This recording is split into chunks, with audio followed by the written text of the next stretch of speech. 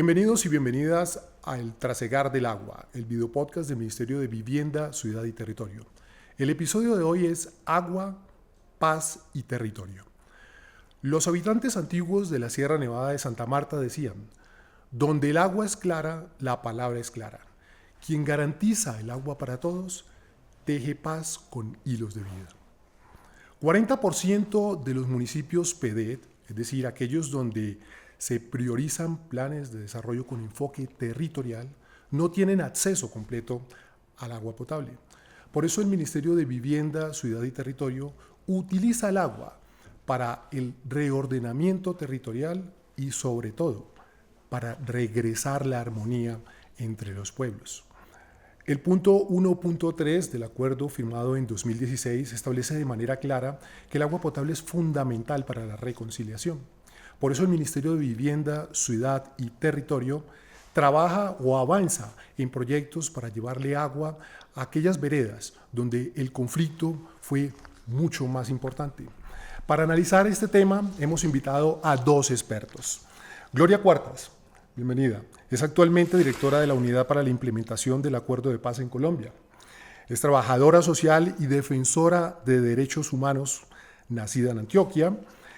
Fue alcaldesa del municipio de Apartadó, creo que ahí la conocimos todos, entre 1995 y 1997, integrante de Colombianas y Colombianos por la Paz, y recibió su título de magíster en geografía en el Instituto Geográfico Agustín Codazzi en el año 2015.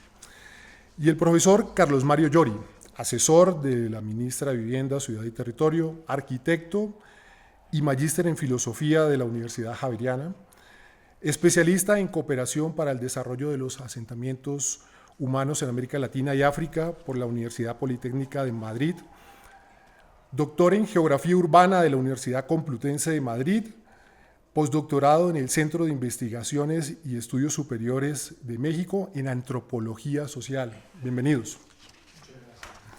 Bueno, entremos en materia. ¿Cómo se articula la política de agua, apta para el consumo, con la paz en los territorios? ¿Cómo ven ustedes esto?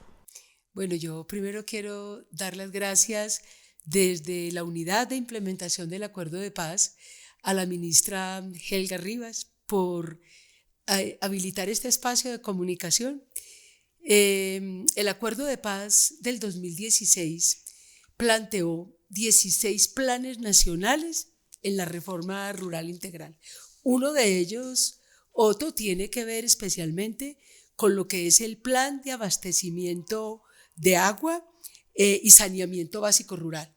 Y especialmente porque, como tú lo decías, 170 municipios de Colombia con mayor nivel de sufrimiento, además porque testigos del dolor.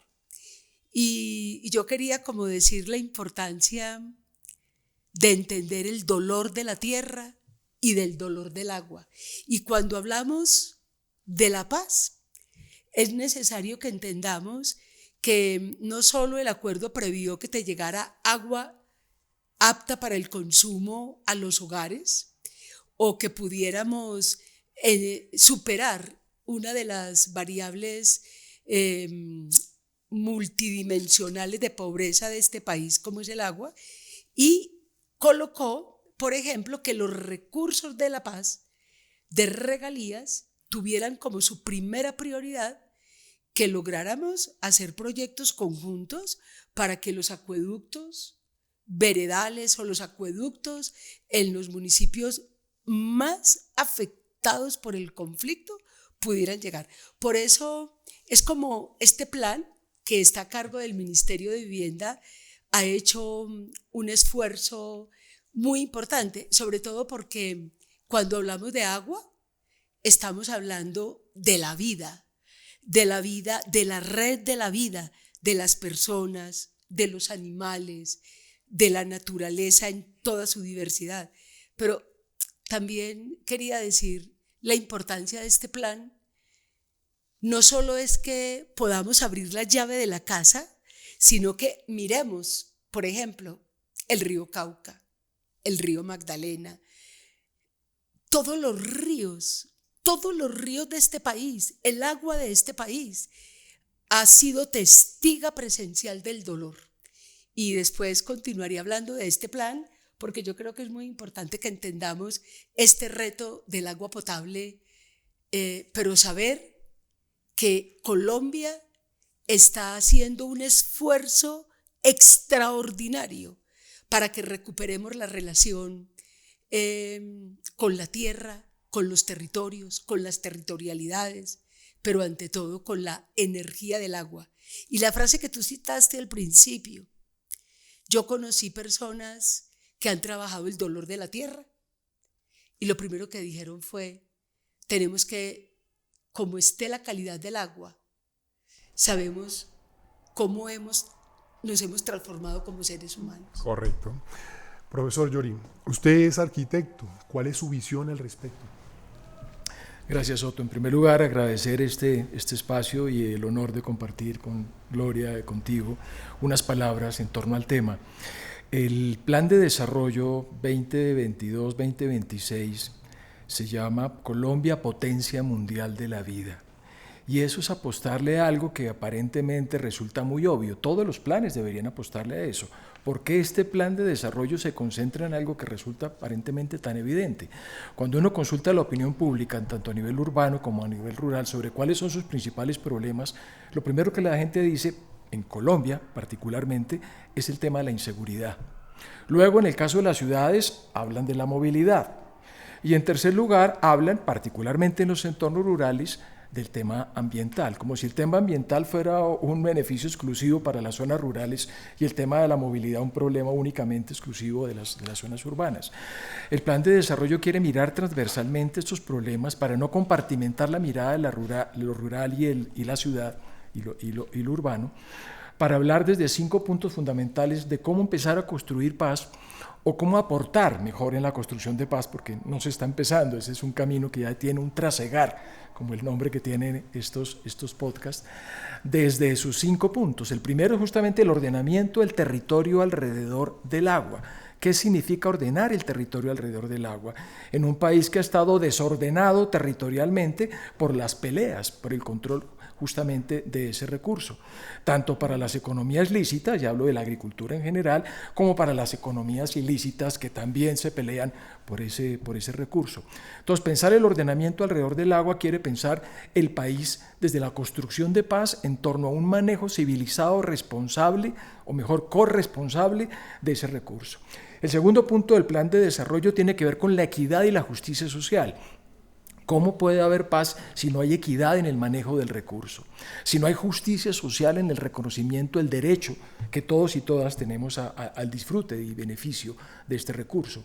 El tercer punto del plan de desarrollo tiene que ver con el tema de la seguridad alimentaria. Agua no solamente satisfacción de la sed, agua es desde luego el riego para nuestros alimentos. Y eso en los contextos urbanos tiene particulares afectaciones sobre la base del tratamiento muchas veces inadecuado o insuficiente del agua, a través de las plantas de los tratamientos de aguas residuales en las que desde el Ministerio nos hemos empeñado en llevarla a la mayor cantidad de territorios posibles, porque somos conscientes del impacto negativo que el agua maltratada tiene en los alimentos.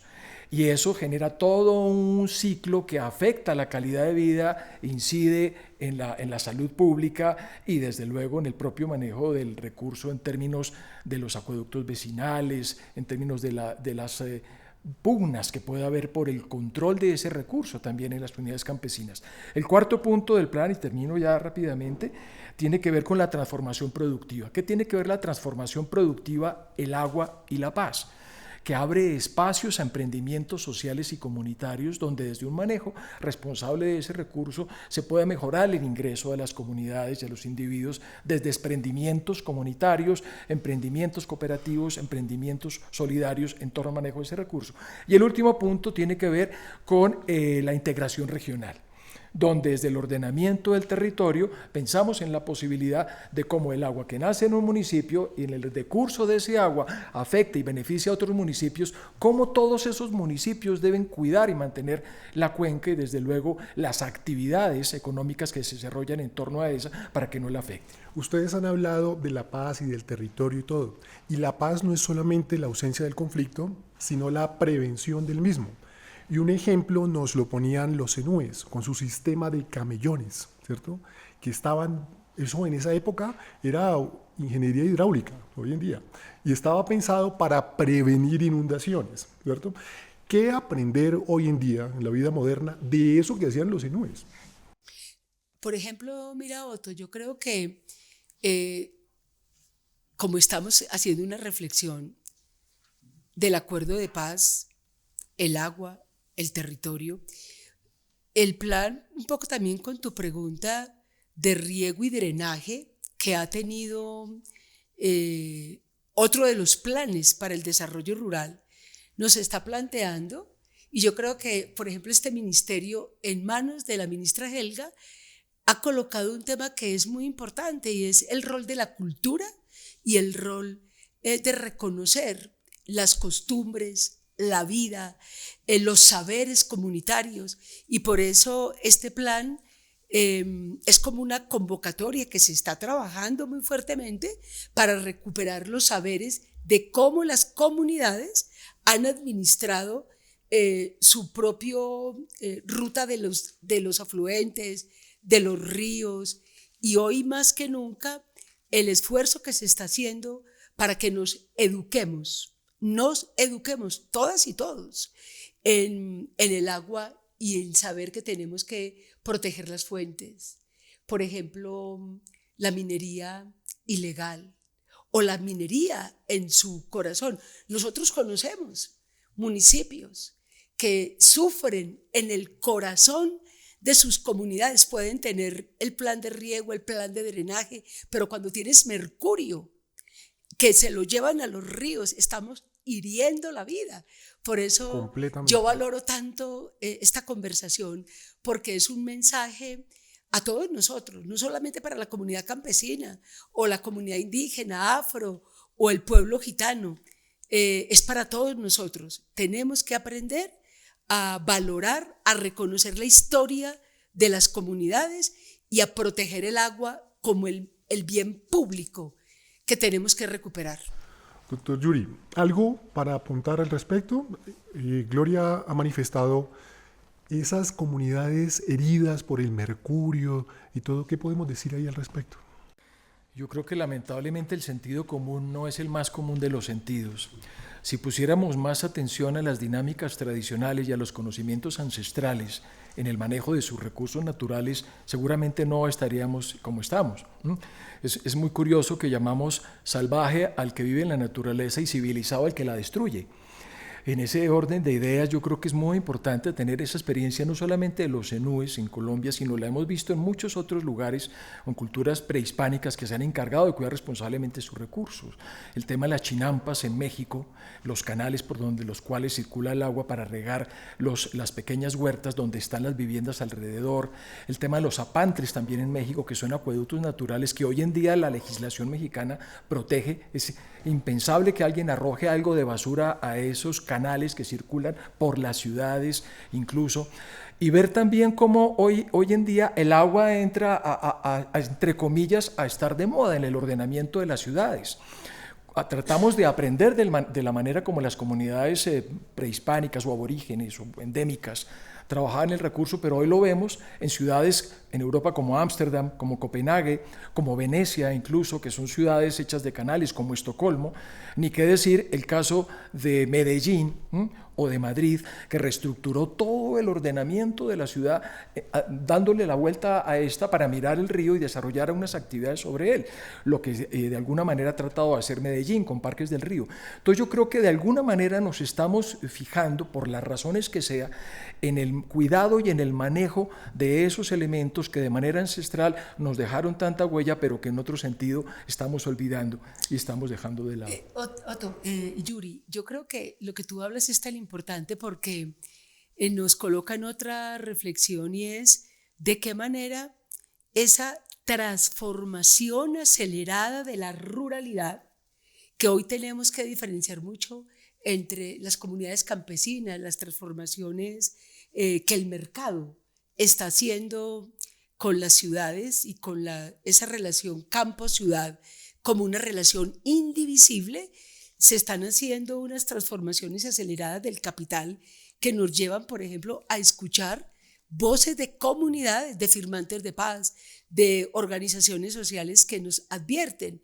Por ejemplo, la protección de los acueductos veredales, los acueductos rurales, que es un bien extraordinario que tenemos que proteger. O en Colombia, ciudades sedientas, ya lo vimos en otro capítulo. Recuerdo hace unos años, en un evento en Bolivia, estábamos asistiendo diferentes técnicos a la entrega de un acueducto en el Alto, en la zona del Alto en Bolivia. Y 4.000 algo de metros de altura. Sí, 4.200 metros fácilmente. Y donde se dan las grandes luchas por la defensa del agua. Por supuesto, y ha habido un fenómeno de presión para la privatización de ese recurso sobre la base de apoderarse de los grandes acuíferos que hay allí.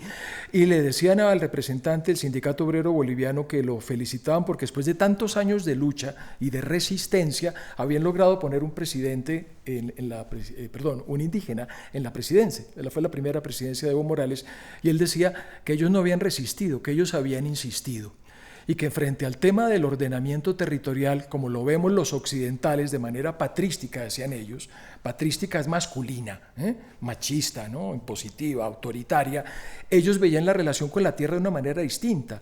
Por eso no hablaban de planes de ordenamiento territorial, Gloria, sino de planes de adecuación territorial. No POT, sino PAT. Y la adecuación, desde la perspectiva quichua y aymara de estas comunidades bolivianas y peruanas, consistía ni más ni menos con entender la lógica de la naturaleza, lo que ellos llaman la Pachamama, ¿no? La madre tierra, y no sembrar de una manera que no corresponde con la lógica de la topografía, y no sembrar donde el ciclo del agua no llega oportunamente para poder tener varias cosechas al año, de tal manera que se trataba simplemente de entender el territorio, algo que tanto nos cuesta, pero que en este momento estamos tratando justamente de adaptarnos a estas nuevas lógicas para escuchar más al territorio antes de llegar a imponerle un orden distinto. Esperen, les cuento y ustedes me cuentan. El Ministerio de Vivienda, Ciudad y Territorio, una de sus estrategias está denominada Barrios y Veredas de Paz. ¿Y qué es lo que pasa allí? Articulan el acceso al agua potable con el saneamiento básico y el espacio público digno para evitar ¿qué? Conflictos entre las comunidades. ¿Ustedes cómo creen que estos proyectos contribuyen a la paz urbana y al hábitat biodiverso? Gloria. Pero déjeme decirle algo, porque si no, sufriría mucho. Y es, cuando tocaste ese tema, inmediatamente pensé en el Chocó y en las cantadoras, en Bojayá. Cuando ellas se paran frente al río y cantan, también nos están diciendo eso, como el nuevo Bojayá, que tiene que tener esa condición de vida digna, con agua, con vivienda, con seguridad, donde podamos vivir sin miedo. Yo creo que es que lo más importante de esta conversación es que si entendemos las disputas por la tierra, por el agua, de los poderes, y entendemos que el acuerdo de paz nos abrió una ventana para que los nuevos procesos, Colombia entera, nos eduquemos en el valor de la memoria, en el valor de los territorios, y por eso yo quiero rendirle un homenaje a las cantadoras que se paran frente al río Atrato a decirnos que estos ríos por donde con anterioridad navegaron mercancías en nuestros primeros momentos, que han navegado el dolor, que tienen memoria los peces, que tiene memoria el agua que tomamos, estas aguas tienen memoria de dolor, y por eso yo creo que tu pregunta, por estas oportunidades que la ministra está abriendo, que este gobierno está abriendo, nos tiene que ayudar a superar el dolor y el miedo para que podamos tener un campo, una relación con la naturaleza, una relación con la vida, y podamos volver a hablar de la cartografía y de la geografía de la esperanza. Ahora al final le cuento algo del agua en Caquetá. Bueno, perfecto. Bueno, profesor.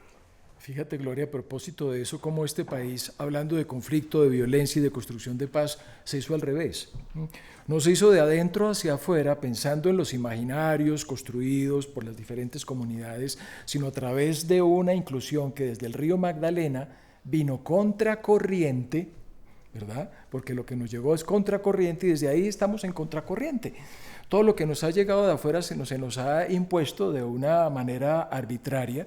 Y sin embargo el mestizaje ha sido la estrategia que como pueblo, como cultura hemos tenido para integrarnos de la mejor manera posible con lo foráneo, con lo extranjero. Somos un pueblo mestizo. Y en ese sentido hablar de barrios y veredas de paz en el contexto del gobierno del cambio para el Ministerio de Vivienda, Ciudad y Territorio no es un grupo de personas que comparten un territorio, es un grupo de personas que construyen un sentido, que comparten un sentido. Y ese sentido está dado fundamentalmente en el aprovechamiento responsable de ese territorio en atención a su cultura, a su memoria, a sus tradiciones y a sus formas de relacionarse con la naturaleza. En primer lugar, el agua dadora de vida y generadora, por supuesto, de todas las dinámicas agrícolas y pecuarias que alimentan nuestros territorios. Fíjate, Otto, por ejemplo, que la mayor cantidad del agua de los ríos que llegan a los llanos orientales, Gloria, nacen en municipios de rango 6. Los municipios de rango 6 son municipios que tienen menos de 10.000 habitantes. Y si el agua es un poder, tendremos que reconocer que ese poder en buena parte de este país lo tienen municipios más pequeños, de menos de 10.000 habitantes, más abandonados muchas veces, con menos recursos, pero a ellos les debemos el agua. El agua de los llanos orientales le produce el 40% de los alimentos a Bogotá y son municipios que están en la cordillera oriental. Eso nos exige hablar de una manera integral para trascender el tema de que el barrio es solamente una isla y la vereda una isla, sino más bien a la luz del quinto propósito del plan de desarrollo, entender la articulación regional de estas unidades de sentido que son el barrio y que son la vereda.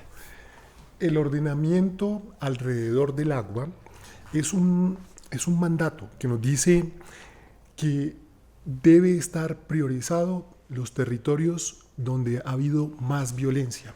Entonces les pregunto a ustedes que están conversando rico aquí, ¿cómo debe integrarse el agua en el espacio público para construir convivencia y prevenir violencias, como lo venimos conversando?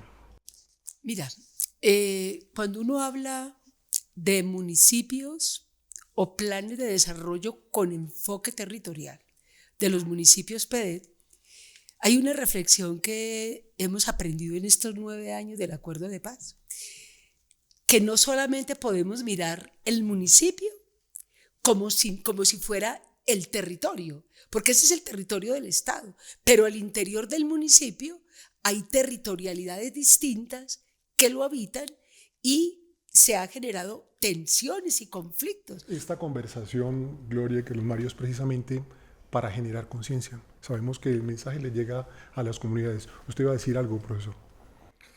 Espacio público es una palabra con múltiples sentidos. En Bogotá, por ejemplo, hay alrededor de 30 instancias de la administración pública que trabajan el tema de espacio público y lo entienden de una manera muy distinta, mientras que para la policía, el código de policía se entiende de una manera negativa. Es el espacio donde no se arroja basura, donde no se consume licor, donde no se consumen sustancias ilícitas, donde no se llevan a cabo tales o cuales prácticas. Para otras administraciones, otras instancias, el espacio público, por ejemplo, para la Secretaría de Ambiente, están los cerros, está la ronda del río Bogotá, y hablo solamente del caso de Bogotá, está ni más ni menos que el páramo de Sumapaz.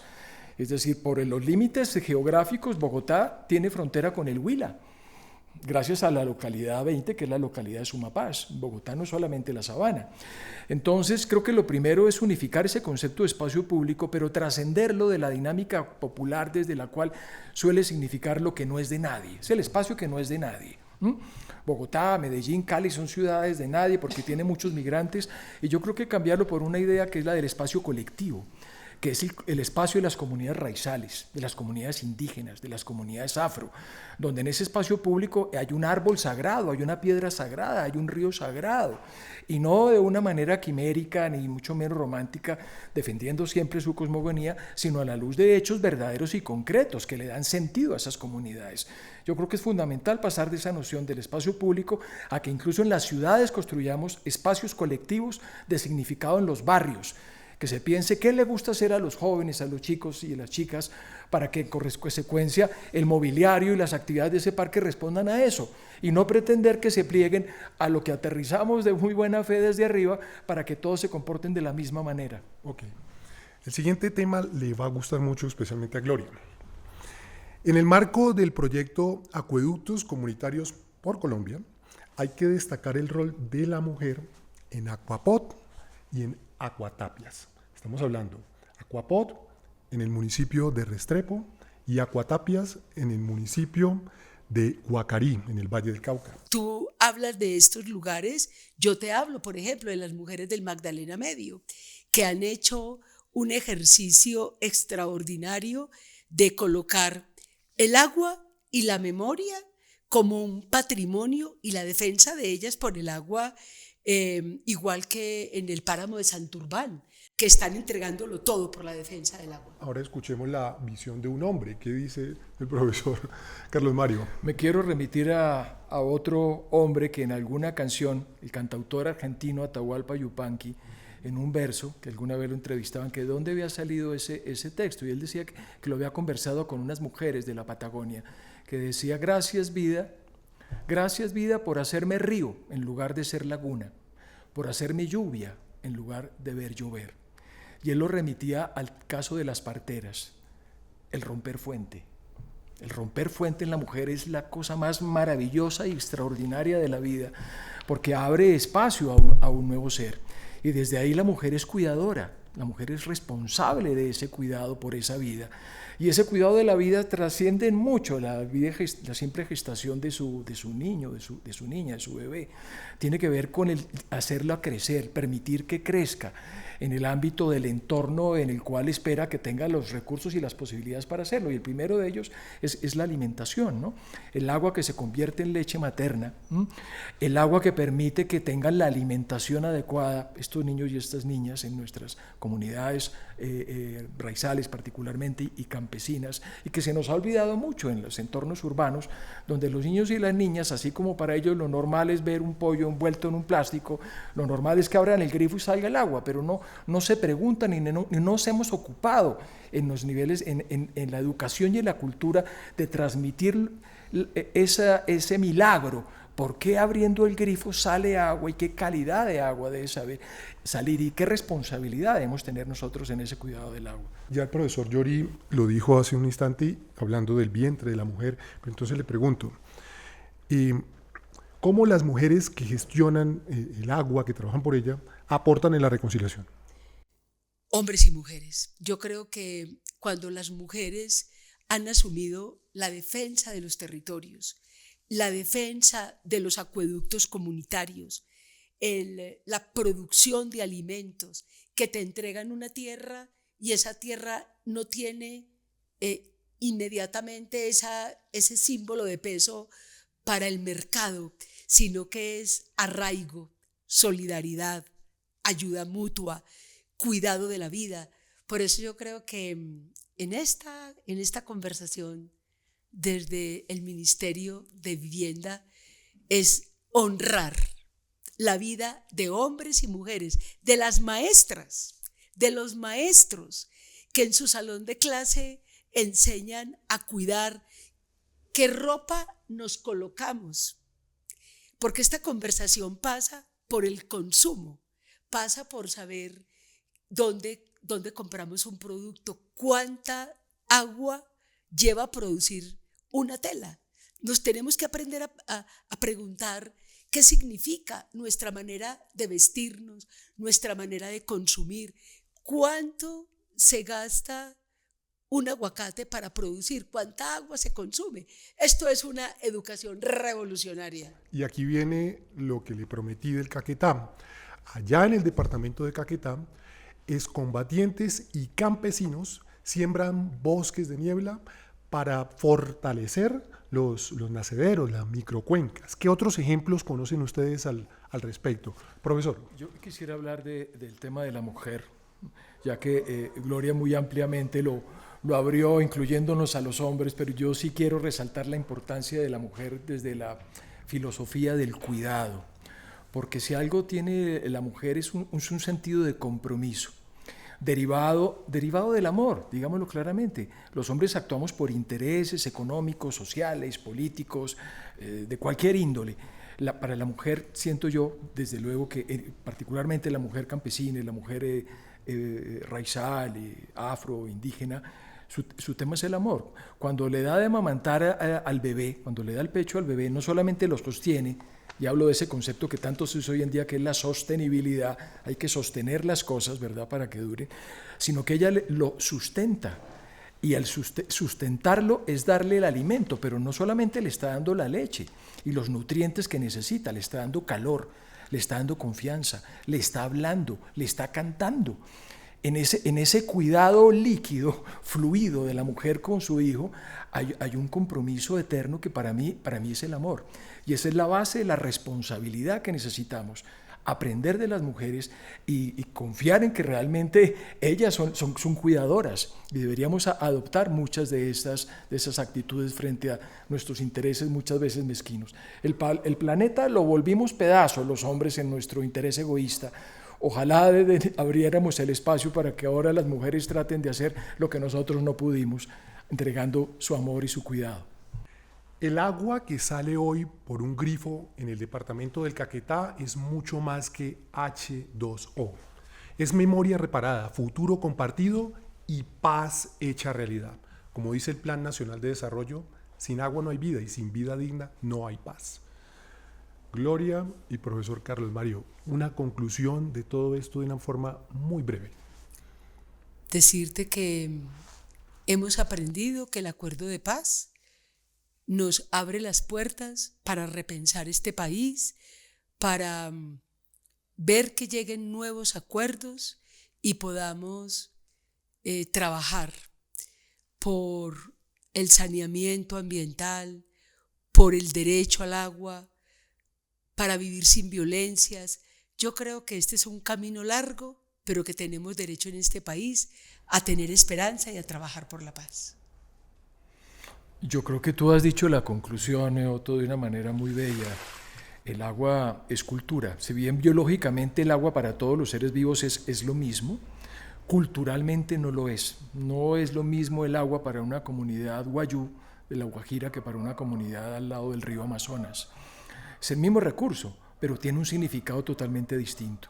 Creo que debemos pensar el ordenamiento del territorio alrededor del agua desde esa base cultural para responder adecuada y territorialmente a esas diferencias, que sea la cultura lo que nos una y no lo que nos separe. Este capítulo estuvo dedicado a todos aquellos constructores de paz que en algún rincón de Colombia trabajan para que el agua fluya libre y sea apta para el consumo. Este es el Trasegar del Agua, el videopodcast del Ministerio de Vivienda, Ciudad y Territorio. Hasta la próxima.